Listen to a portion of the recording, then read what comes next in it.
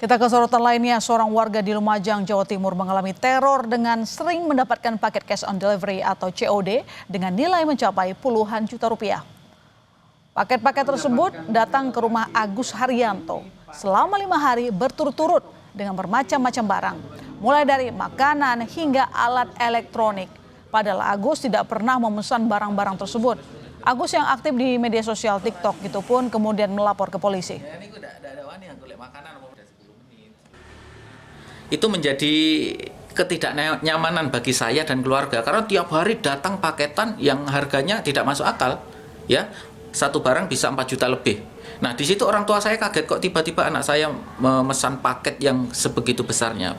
Dari situ saya berinisiatif untuk melaporkan ini ke polisi agar apa? Agar kiriman-kiriman ini tidak datang lagi. Untuk lebih lengkapnya terkait kasus teror COD sudah bergabung Kasih Humas Polres Lumajang Ibda Untoro. Selamat malam Pak Untoro. Selamat malam Mbak Ilona dan Ya, Pak. kepada seluruh.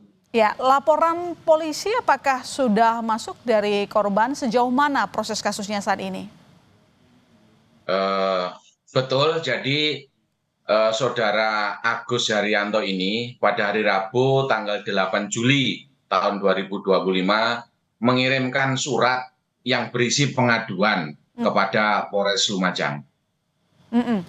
Sudah menerima laporan, lalu kemudian apakah benar ada dugaan bahwa korban merupakan korban doxing begitu?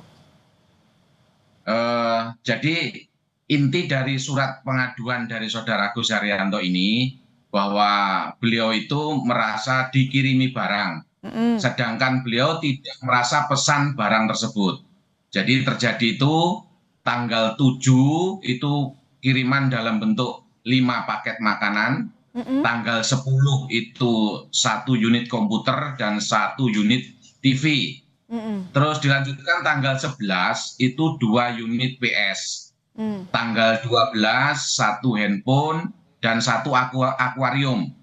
Ditambah lagi tanggal 13 itu 1 unit spring bed. Tapi semua barang itu dikembalikan. Jadi memang korban pertama mengakui tidak memesan barang tapi mendapatkan sejumlah barang begitu ya, mulai dari makanan dan elektronik tanpa dia pesan. Lalu kemudian menurut korban bahwa apakah memang data-datanya dibocorkan atau mungkin ada yang sengaja, misalnya apa yang dilaporkan saat melaporkan ke polisi, Pak? Ya, jadi yang dilaporkan kepada polisi menerima kiriman barang dalam bentuk COD, sedangkan korban ini tidak merasa pesan.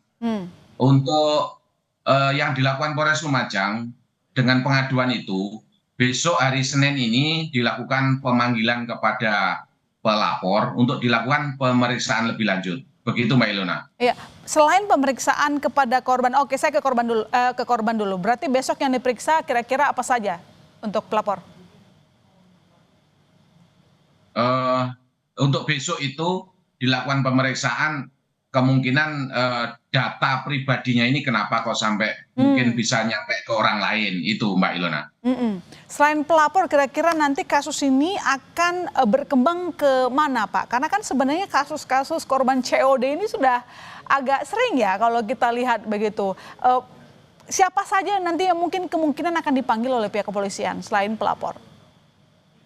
Kemungkinan nanti besok itu yang dilakukan pemanggilan sementara ini masih kepada pelapor karena pelapor sudah mengirimkan surat dalam bentuk pengaduan kepada Polres Lumajang. Jadi besok yang dilakukan pemeriksaan adalah pelapor terlebih dahulu. Kemungkinan untuk di kemudian hari kalau bisa mungkin mengembang bisa dilakukan pemeriksaan kepada saksi-saksi yang lain. Begitu Mbak Ilona. Pak, apakah sebelumnya waktu pelapor membuat laporan ada indikasi dia merasa bahwa datanya tersebar tanpa disengaja atau mungkin ada dugaan-dugaan lain hingga sampailah sejumlah paket ke rumahnya, ke alamat pelapor? Oh ya, terima kasih Mbak Ilona. Untuk terkait hal tersebut, Polres Lumajang belum berani untuk menyatakan bocor atau bagaimana karena pemeriksaan masih direncanakan besok. Jadi kalau besok setelah dilakukan pemeriksaan kemungkinan Polres Lumajang akan bisa mendeteksi apakah ada kebocoran atau bagaimana. Begitu Mbak Ilona, terima kasih. Selain melapor, apakah memang korban ataupun mungkin pelapor ini sudah meminta perlindungan karena mungkin dia merasa diteror atas sejumlah paket yang datang ke rumahnya? Sampai saat ini Polres Lumajang masih menerima hanya dalam bentuk surat yang berisi pengaduan. Begitu Mbak. Oke, masih jadi belum ada semacam dugaan-dugaan mungkin dari pelapor bahwa dia merasa terancam misalnya gitu, Pak? Iya, jadi kalau isi suratnya itu masih terfokus kepada adanya pengiriman barang dalam bentuk COD itu. Kalau dalam bentuk ancaman sepertinya belum. Oke, baik. Terima kasih Pak Antoro. Kita akan tunggu besok update-nya seperti apa ya Pak. Terima kasih telah bergabung di Kompas Malam. Terima kasih Mbak Ilona. Selamat malam.